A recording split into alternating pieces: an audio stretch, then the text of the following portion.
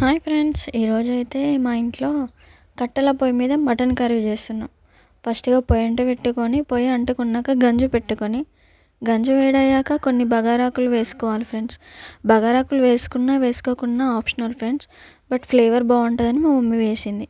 తర్వాత అవన్నీ వేగాక కొన్ని ముందుగా కట్ చేసి పెట్టుకున్న ఆనియన్స్, పచ్చిమిర్చి కూడా వేసుకొని మంచిగా కలుపుకొని అవి ఆయిల్లో రోస్ట్ అయ్యాక కావాల్సినంత పసుపు వేసుకొని మంచిగా కలుపుకోవాలి. ఇదంతా రోస్ట్ అయ్యాక మనం ముందుగా కడిగి పెట్టుకున్న మటన్ ముక్కలను వేసుకోవాలి. ఇది పేరుకే మటన్ ఫ్రెండ్స్, ఇందులో అన్నీ లివర్ ముక్కలే ఎక్కువ ఉన్నాయి ఫ్రెండ్స్. ఇదంతా వేసుకొని మంచిగా కలుపుకోవాలి ఫ్రెండ్స్. అంతే, మా మమ్మీ కొంచెం ఆయిల్ ఎక్కువ వేసింది కర్రీలో, ఎందుకంటే ఆయిల్లోనే మంచిగా ఉడకనిచ్చుకోవాలి కూరంతా. టేస్ట్ మాత్రం బాగుంది ఫ్రెండ్స్. మీరు కూడా ఈ రకంగా ఒకసారి ట్రై చేయండి, ఖచ్చితంగా నచ్చుతుంది మీకు. చాలాసేపు ఇలా ఉడకబెట్టుకోవాలి ఫ్రెండ్స్ ఆయిల్లోనే.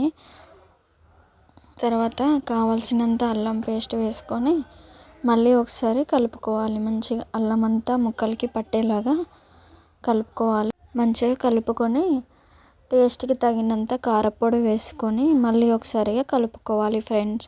తర్వాత తగినంత కారపొడి వేసుకొని ఒక 5 మినిట్స్ అలా కలుపుతూనే ఉండాలి ఫ్రెండ్స్. మేమైతే ఫ్రై చేస్తున్నాం. కర్రీ కావాలి, ఇంకా కొంచెం సూప్ కావాలి అనుకుంటే మీరు వాటర్ యాడ్ చేసుకోవచ్చు, కానీ మా మమ్మీ ఫ్రై చేసింది. ఇంకా చాలాసేపు ఇలా కలుపుతూనే ఉంది. తర్వాత కలుపుకున్న తర్వాత లాస్ట్లో కొంచెం సాల్ట్ యాడ్ చేసుకొని దించుకుంటే కర్రీ రెడీ. టేస్ట్ మాత్రం చాలా బాగుంది ఫ్రెండ్స్. మీరు కూడా ఖచ్చితంగా ట్రై చేయండి. Thank you for watching. మరిన్ని వీడియోస్ కోసం నా ఛానల్ని సబ్స్క్రైబ్ చేసి like and comment and share చేయండి ఫ్రెండ్స్.